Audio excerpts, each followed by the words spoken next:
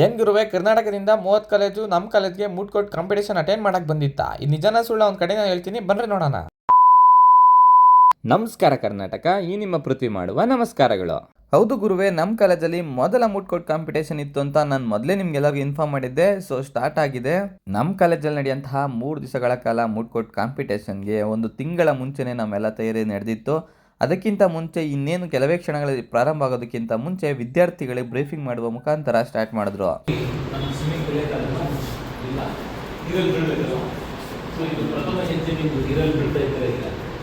ನಮ್ಮ ಕಾಲೇಜು ಪ್ರಾರಂಭವಾಗಿ 2 ವರ್ಷಗಳಲ್ಲಿ ಮೊದಲ ಮೂಟ್ ಕೋರ್ಟ್ ಕಾಂಪಿಟೇಷನ್ ಆರ್ಗನೈಸ್ ಮಾಡ್ತಾ ಇದ್ದೀವಿ. ಇದು ನಮ್ಮ ಕಾಲೇಜಿನ ಹೆಮ್ಮೆ ಅಂತ ಹೇಳ್ಕೋಬಹುದು. ಕರ್ನಾಟಕದ ಉಚ್ಚ ನ್ಯಾಯಾಲಯದ ವಕೀಲರಾದಂತಹ ಡಾಕ್ಟರ್ ಜಗದೀಶ್ ಆಲಶೆಟ್ಟಿ ಸರ್ ಅವರು ಕನ್ನಡದ ಮೂಟ್ ಕೋರ್ಟ್ ಕಾಂಪಿಟೇಷನ್ ಜಡ್ಜಸ್ಗೆ ಯಾವ ರೀತಿಯಾದಂತಹ ಅಂಕಗಳನ್ನು ನೀಡಬೇಕೆಂದು ತಿಳಿಸುತ್ತಾ,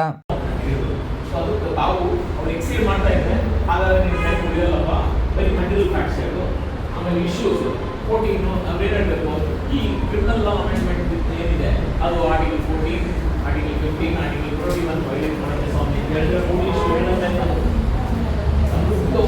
ಅದನ್ನೇ ಇರೋದಿಲ್ಲ.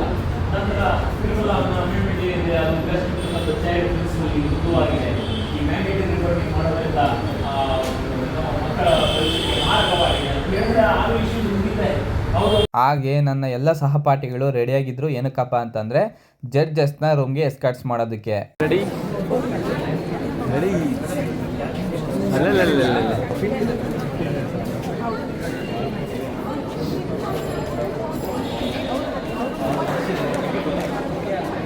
ಏಕಕಾಲದಲ್ಲಿ 15 ರೂಮ್ಗಳಲ್ಲಿ ಮೂಟ್ ಕೋರ್ಟ್ ಕಾಂಪಿಟೇಷನ್ ಸ್ಟಾರ್ಟ್ ಆಯಿತು ಗುರುವೆ.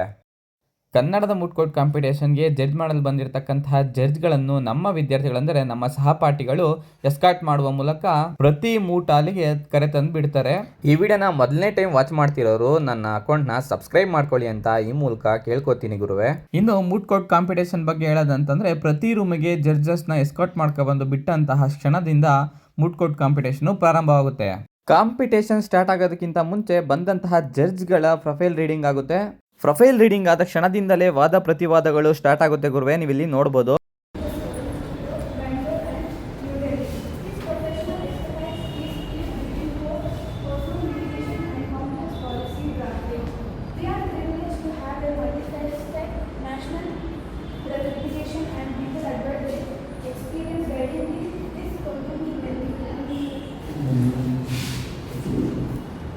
ನಮ್ಮ ಕಾಂಪಿಟೇಷನ್ನ ಪ್ರಾಬ್ಲಮ್ ಬಂದು ರೋಮೆ ಜೂಲಿಯೆಟ್ನ ಫೋಕ್ಸೋ ಆ್ಯಕ್ಟ್ ಬಗ್ಗೆ ಇರೋದು. ನಾನು ಪ್ರತಿ ರೂಮ್ಗೂ ವಿಸಿಟ್ ಆದಾಗ ಸಿಕ್ಕಾಪಟ್ಟೆ ವಾದ ಪ್ರತಿವಾದಗಳು ನಡೀತಿತ್ತು ಗುರುವೆ. ನಾನಂತೂ ನೋಡಿ ಒಂದ್ಸರಿ ಕಂಗಾಲೆ ಆಗೋಗಿದೆ. ನನಗೆ ಖುಷಿ ತಂದ್ಕೊಟ್ಟ ಸಂಗತಿ ಏನಪ್ಪ ಅಂತಂದರೆ, ನನ್ನ ವ್ಲಾಗ್ ನೋಡ್ಕೊಬಂದು ಟೀಮ್ ರಿಜಿಸ್ಟರ್ ಆಗಿರೋಂಥ ಟೀಮು ನನ್ನ ಗುರುಸಿ ಮಾತಾಡ್ಸೋರು. ಅದು ನನಗೆ ಸಿಕ್ಕಾಪಟ್ಟೆ ಖುಷಿನ ತಂದ್ಕೊಡ್ತು. ನನ್ನ ವಿಡಿಯೋ ನೋಡ್ಕೊಂಬಂದಿರ್ತಕ್ಕಂಥ ಎಲ್ಲ ಟೀಮ್ಗಳಿಗೂ ಈ ವಿಡಿಯೋದಲ್ಲಿ ನಾನು ಥ್ಯಾಂಕ್ಸ್ ತಿಳಿಸ್ತೀನಿ.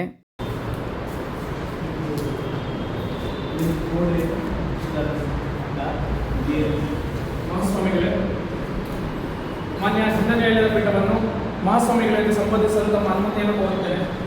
ಅವರೇ ಇಂದಿನ ಮಹಾಸ್ವಾಮಿಗಳೇ. ಮಹಾಸ್ವಾಮಿಗಳೇ, ಅರ್ಜಿದಾರರ ಪರವಾಗಿ ಸಿಂಧು ಬಾಲಕಿಯರ ಸುರಕ್ಷಾ ಪ್ರಥಮ ಮಾಹಿತಿ ವರದಿಯ ಅಡಿಯಲ್ಲಿ ಸಿಂಧು ನಾಡು ದಂಡ ಸಂಹಿತೆಯ ಕಲಂ 63 ಉಪಕಲಂ ಬಿ 6 ಹಾಗೂ ಲೈಂಗಿಕ ಅಪರಾಧಗಳ ಕಲಂ 4 ಮತ್ತು 12ರ ಅಡಿಯಲ್ಲಿ ಎಫ್ಐಆರ್ ನಂಬರ್ 45/2026 ದಾಖಲಿಸಿ ಆತನನ್ನ ತಮ್ಮ ಸ್ವಾಧೀನಕ್ಕೆ ತೆಗೆದುಕೊಂಡು ವಿಶೇಷ ನ್ಯಾಯಾಲಯದ ಮುಂದೆ ಹಾಜರು ಮುಂದುವರಿಸಿ ಪ್ರತಿಯೊಂದು ಪದವನ್ನು ಕೂಡ ಅವರು ವಿರೋಧತೆ ಓದಿ ಹೇಳೋದ್ರಿಂದ ಸಂಕ್ಷಿಪ್ತ ರೀತಿಯಲ್ಲಿ ಈ ಒಂದು ಫ್ಯಾಕ್ಟ್ಸನ್ನ ನಮಗೆ ಒಂದು ಮನವರಿಕೆ ಮಾಡಿದ್ರೆ ಅದು ಇನ್ನೂ ಉತ್ತಮ ರೀತಿಯಲ್ಲಿ ಇರುತ್ತೆ. ಹಾಗಾಗಿ ಮುಂದುವರಿಸಿ. ಕಾರ್ಯನಿರ್ವಹಿಸುತ್ತಿರುವ ಸಂಘವು ಸಾಂವಿಧಾನಿಕ ಸಿಂಧುತ್ವವನ್ನು ಪ್ರಶ್ನಿಸಿ ಸಾರ್ವಜನಿಕ ದಾಖಲೆಯನ್ನು ಸಲ್ಲಿಸಿದೆ. ಸಂವಿಧಾನದ ಅನುಚ್ಛೇದ 32ರ ಅಡಿಯಲ್ಲಿ ಸರ್ವೋಚ್ಚ ನ್ಯಾಯಾಲಯ ಈ ಅಧಿಕಾರ ವ್ಯಾಪ್ತಿಯನ್ನು ಹೊಂದಿದೆ. ಮಹಾಸ್ವಾಮಿ ವಾಸ್ತವಾಂಶಗಳ ಹೇಳಿಕೆಯನ್ನು ಮಂಡಿಸಲು ಅನುಮತಿ. ಮಹಾಸ್ವಾಮಿಗಳೇ, ಪ್ರಕರಣದ ಸಂಗತಿಗಳು ಈ ರೀತಿಗೆ: ಕುಮಾರ್ ಅರ್ಜುನ್ 15 ವರ್ಷ, ಕುಮಾರ್ 15 ವರ್ಷ, ಸಿಂಧು ನಾಡಿನ ಪ್ರೇಮದಂಡ ನಿವಾಸಿಗಳಾಗಿದ್ದರು. ಅವರು ಮಾಡಬೇಕಂತ ಹೇಳಿದ್ರೆ ಅದರೊಳಗೆ ರ್ಯಾಷನಲ್ ಎಕ್ಸಿಸ್, ಇಂಟೆಲಿಜಿಬಲ್ ಡಿಫರೆನ್ಷಿಯಲ್.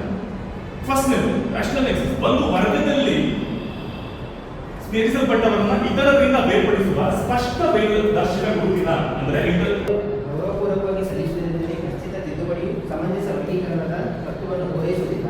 ಇದು ಅಪ್ರಾಪ್ತ ವಯಸ್ಸಿನ ಮಕ್ಕಳ ನಡುವೆ ಕೃತಕ ವರ್ಗೀಕರಣ ಸೃಷ್ಟಿಸುವ ಮೂಲಕ ಕಾನೂನಿನೊಂದಿಗೆ ಸಮಾನತೆ ಹಾಗೂ ಸಮಾನ ಕಾನೂನು ರಕ್ಷಣೆಯನ್ನು ಉಲ್ಲಂಘಿಸುತ್ತದೆ. ಈ ಸಂವಿಧಾನದ ಉಲ್ಲಂಘನೆ ವಿಧಿ ಕಾನೂನಿನ ಮುಂದೆ ಎಲ್ಲರೂ ಸಮಾನವೇ ಎಂದು ಹೇಳುತ್ತದೆ. ರಾಜ್ಯವು ಯಾವುದೇ ಜಾಸ್ತಿ ಓದಿದ್ರೆ ಅದನ್ನ 1 ಮಿನಿಟ್ ಮಾಡ್ಬೋದು. 20 years ಕಾರ್ಯ 22A ಮತ್ತು ಸೆಕ್ಷನ್ 21 ಕಾನೂನು ಬಾಹ್ಯವಾಗಿದೆ ನೇರವಾಗಿ ಆರ್ಟಿಕಲ್ 14 ಆರ್ಟಿಕಲ್ 15 and ಆರ್ಟಿಕಲ್ 20 ನ ವಿರುದ್ಧ ಅಲ್ವಾ?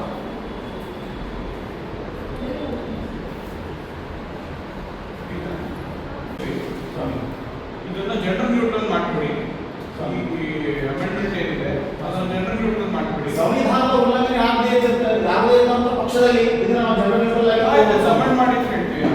ಮಾಡ್ಬೋದು ಸ್ವಾಮಿ, ಅಮೆಂಡ್ ಮಾಡ್ಬೋದು ಸ್ವಾಮಿ. ಆದರೆ ಜನರಲ್ ಯೂಟ್ರೆಂಟ್ ಅಲ್ಲಿ ಯಾವುದೇ ಸಂವಿಧಾನದಲ್ಲಿ ಪೋಕ್ಸೋ ಕಾಯ್ದೆ ಉಲ್ಲಂಘನೆ ಆಗಬಾರ್ದು ಸ್ವಾಮಿ. ಮೊದಲು ಪೋಕ್ಸೋ ಕಾಯ್ದೆ ಉದ್ದೇಶ ಉಲ್ಲಂಘನೆ ಆಗಬಾರ್ದು ಸ್ವಾಮಿ. ಪೋಕ್ಸೋ ಕಾಯ್ದೆ ಬಂದಿರದೆ ಹದಿಹರೆಯದ ಮಕ್ಕಳ ಸಂರಕ್ಷಣೆಯಾಗಿ ಲೈಂಗಿಕ ಸಂರಕ್ಷಣೆಯಾಗಿ ಅದಕ್ಕಾಗಿಯೇ 2012 ನಿರ್ಭಯ ಕೇಸ್ನಲ್ಲಿ ಅವರು ಆರ್ಗ್ಯುಮೆಂಟ್ ಮಾಡಿರೋದು ನಿಮ್ಗೆ ಏನು ತಪ್ಪು ಅನ್ಸುತ್ತೆ ಅದ್ರ ಬಗ್ಗೆ ಮಾತಾಡಿ.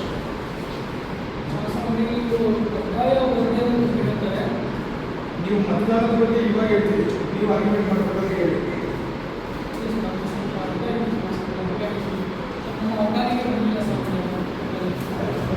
ಲೈಂಗಿಕ ದೌರ್ಜನ್ಯದ ಸಂರಕ್ಷಣೆ ಸಮಾಪನೆ ಸ್ವಾಮಿ.